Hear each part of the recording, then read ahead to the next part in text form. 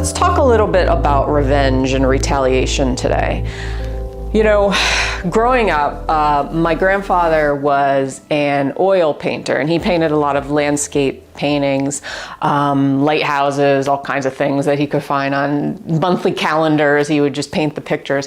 And as a kid, he would often give lessons to me and my brother, painting lessons. And I remember, you know, with oil paintings, it was always about, it was a process. There was a lot of patience to it. And I would remember, you know, he taught us that you had to put like the coating down first on the canvas, and you had to do like the sky first, and then you had to let it sit. You had to let that settle, like the foundation of the painting. And it would take maybe a day or so, or however long it took to dry, but it wasn't like a quick thing that we're used to. It was a process, and you keep putting layer upon layer upon layer.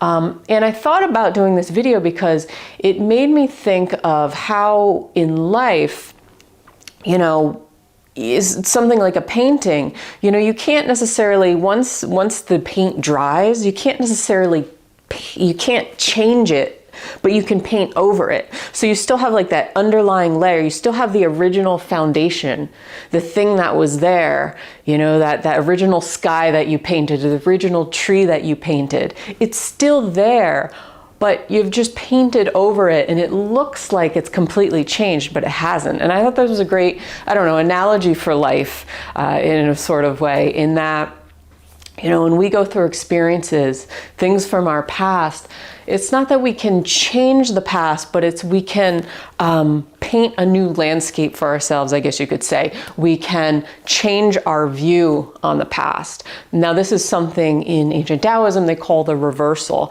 and this is part of spiritual growth, self-growth, and evolution, is that when we can take a past trauma or past experience or something, a grudge that we're holding on to, and we can transition from a place of wanting to just get even in life and win against this person, or retaliate and revenge. We see this a lot in the world today, where it's all this game. Life is a game of wins and losses, and who won and who didn't win, and I'm going to get back at you, and you know, you hurt me and I'm going to hurt you back, right? It's like, who can hurt each other the most? But it made me think this idea of the reversal and self-growth and evolution is taking something, or something that somebody did to you, taking that experience and learning from it, not from the point of revenge and retaliation, but getting to a point of wisdom from it. Okay, what can I pull out of this? My perspective on this experience has changed, where it doesn't hit me the same way. And you've probably experienced this in your life, where you've had traumas, you've had past experiences that were super emotional, maybe 20 years ago, 10 years ago. And when you were in it, it was like the worst thing. You were super emotional, and it really felt heavy and hard on you. And now it doesn't feel, you know, you think about it and it doesn't feel the same way. That is growth in itself. Okay, so when I talk about this idea of revenge is just, it's anger bottled up inside of us. And this idea of control, and us wanting to control a situation that, that doesn't sit well with us, right? That goes against something of our values and our morals. All right, this idea of how humans love to watch other people burn at the stake. We do, essentially. We love to see justice for people who have wronged us personally, or wronged something that stands against the values of either us personally or society. And that's just part of human nature. But I'm talking more on a personal level, and transitioning or transforming this past experience, this past hurt, something you're holding on to with somebody. You know, you have to realize that seeking revenge and retaliation on somebody is still being under that person's spell. So if somebody wronged you in a sort of way, by you seeking revenge, you're still under that person's spell, power, right? You're still attached to that situation. But if you can get to this point of taking that experience, pulling some kind of knowledge and wisdom out of it, What did you learn from this experience? How did it make you a better person, a stronger person, essentially? Maybe it wasn't a pleasant experience. No trauma is a pleasant experience. Any small trauma, large trauma, whatever it is, it depends on your, how you feel about that trauma, your perspective on it, your perception on it, right? So it's about you. Essentially, it's about you. And are you going to let go of this grudge, this experience, this person, letting go of this experience that you've held on to so long and you've made it just part of your identity? Because we can start to identify with one facet of ourselves or one, traumatic experience and become a victim to it. And then it impedes us later in life if we can't get over it and we can't learn from it and grow. And you'll find that then it's just this circular, this pattern that keeps repeating itself over and over again. Like, I'm going to seek revenge on you. That person's going to seek revenge back on me, and we're going to go back and forth. And it's like a boxing match, where nobody's the winner. See, life is not a game. There is no game, essentially, to it. There's no game to it.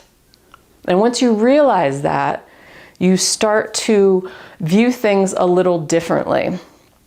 And instead of seeking this idea of, I need to win, this is all ego, by the way.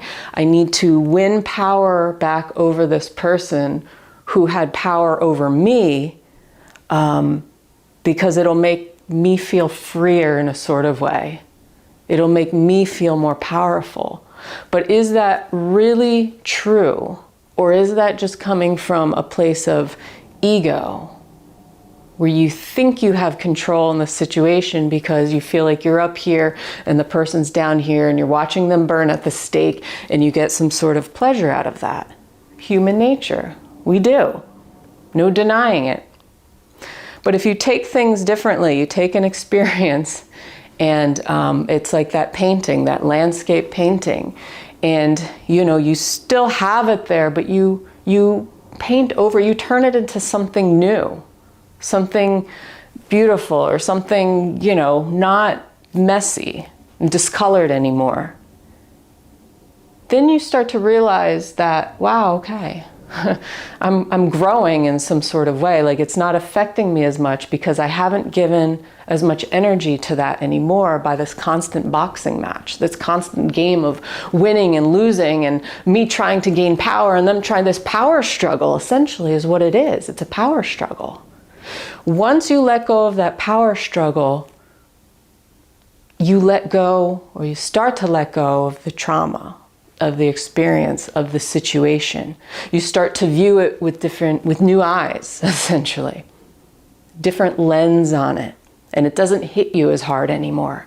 And then eventually you go on with your life and you release it. And that's it.